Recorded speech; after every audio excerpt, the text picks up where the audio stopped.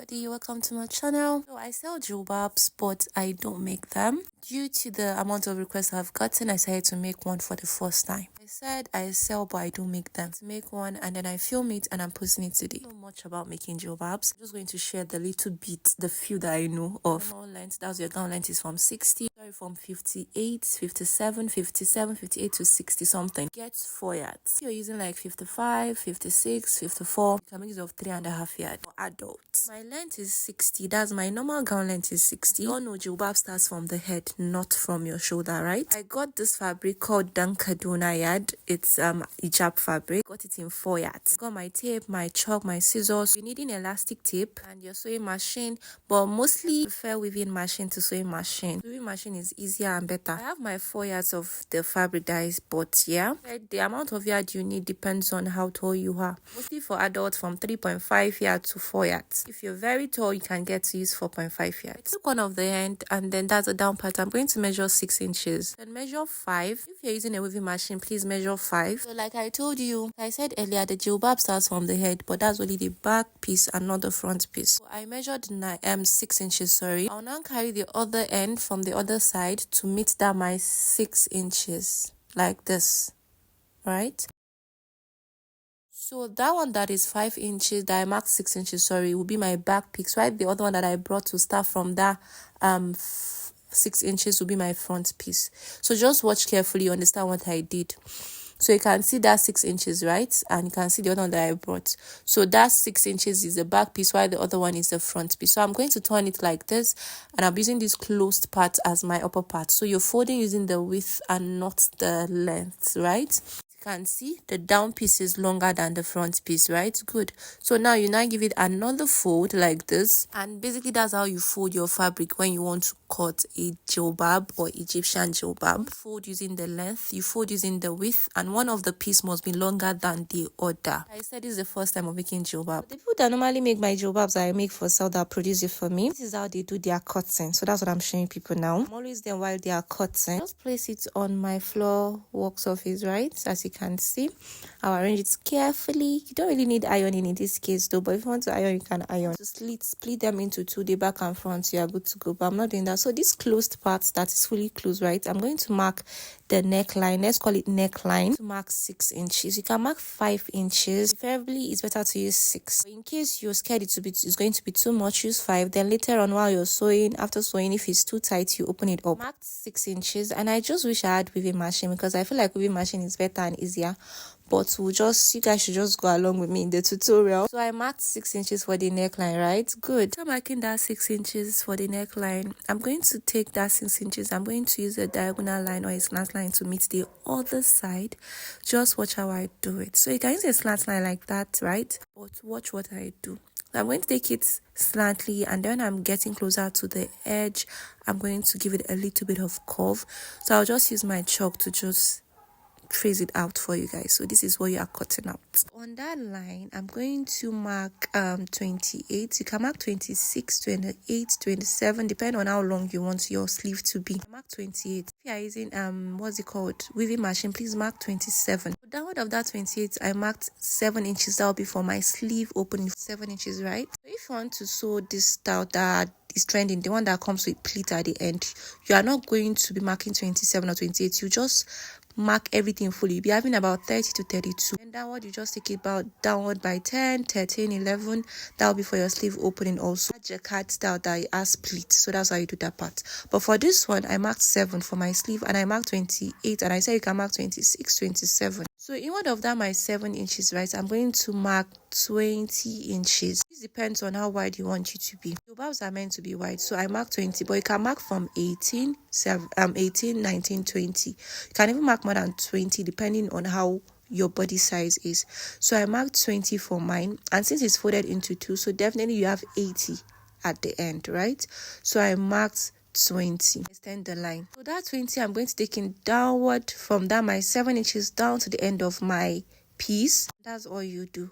For that style, that jilbab side, that has splitting also at the end. I said you would, for the shoulder part, you just take it straight down. You'll be having about 30 instead of 28, right? You can still use 20, you can use 21, depending on what you want. You can use 18 also. So from that, my 7 inches, that 20, I took it downward, right, like this. Just take it downward. You can use long ruler if you have one, but I'll be using my tape, so I'll just take it down. And after taking it down, this is what I have. You can see our jilbab is what is coming all together. So I'll just cut out my piece. Watch carefully how I cut. When I got to this part, I had to curve it a little bit. Yeah, so I took it straight down. After cutting, this is what I had left, right?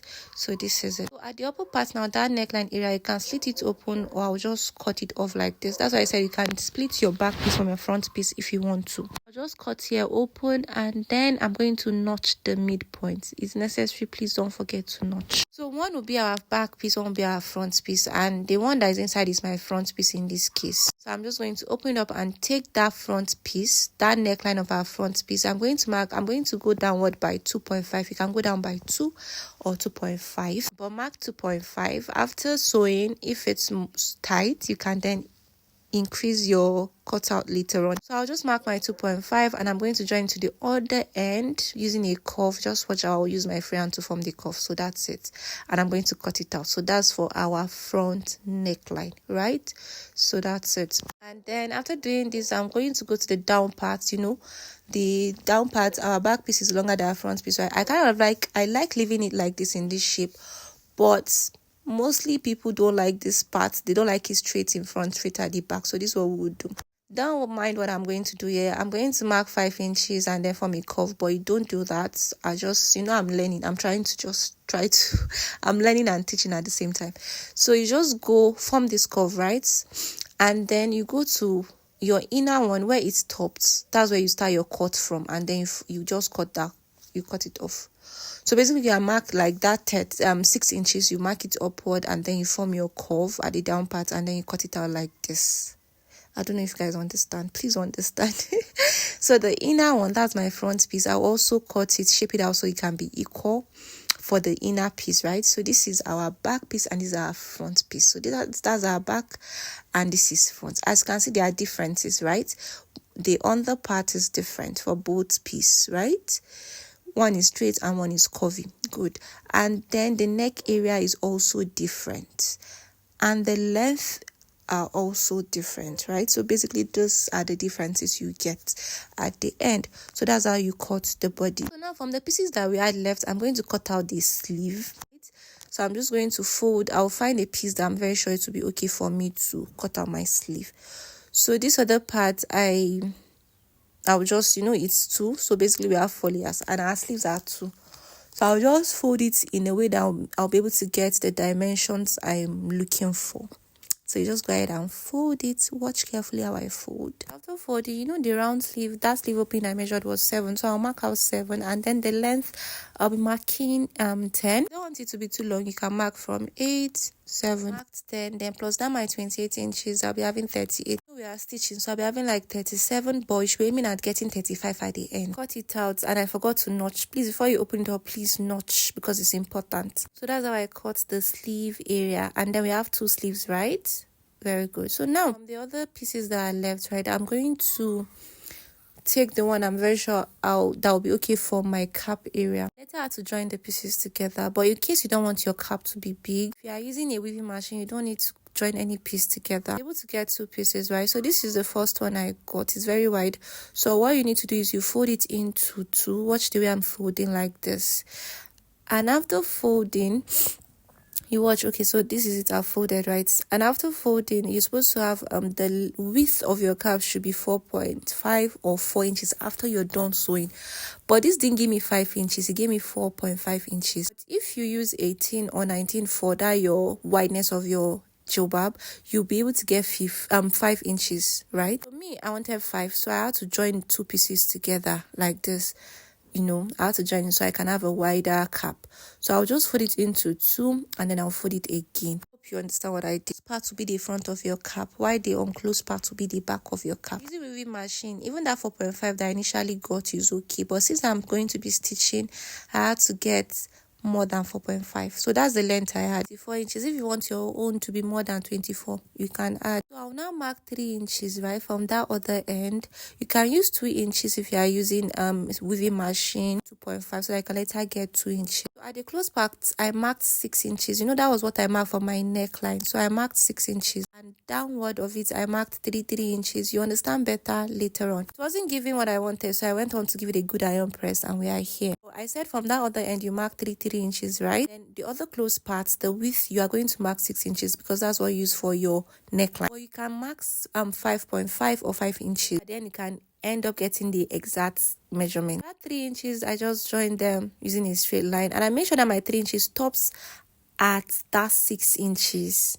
I hope you're understanding. So we have this. From that my 6 inches, and on that 3 inches, I'm going to form a curve using my freehand like this.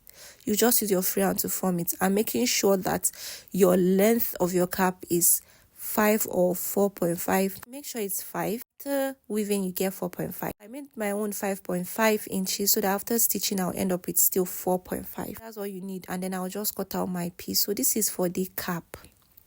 I hope it's understandable, please. I hope my video is not too fast. Basically, that's how you cut your cap area. So we've cut our cap, our bodies, the back and the front, right?